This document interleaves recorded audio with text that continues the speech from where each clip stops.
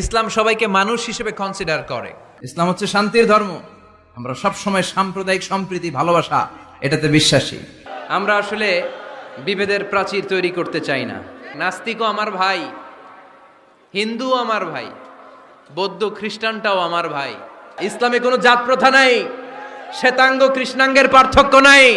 মুসলিম তৌহিদি জনতার হৃদয়ের ভেতরে ভেদাভেদ নাই, হিংসা নাই, বিদ্বেষ নাই। আমাদের আসল পুঁজি ভালোবাসা। এই ভালোবাসা দিয়ে আমরা বিশ্ব জয় করতে চাই।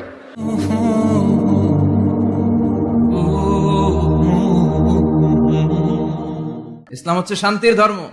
আমরা সব সময় সাম্প্রদায়িক সম্প্রীতি, ভালোবাসা এটাতে বিশ্বাসী। এই ইসলাম বিরোধীরা এরাই হিন্দু মুসলমানদের মধ্যে যে সম্প্রীতি এটাকে নষ্ট করতে চায়।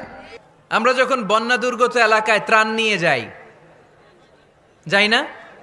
উত্তরবঙ্গে বন্যা, দক্ষিণাঞ্চলে বন্যা। আমরা যখন ত্রাণ নিয়ে যাই তখন কি খুঁজে খুঁজে মুসলমান ঘর কোনগুলো ওগুলারে ত্রাণের প্যাকেট দিব এভাবে দেই? কিভাবে দেই? সবাইরে দেই, ঠিক কিনা?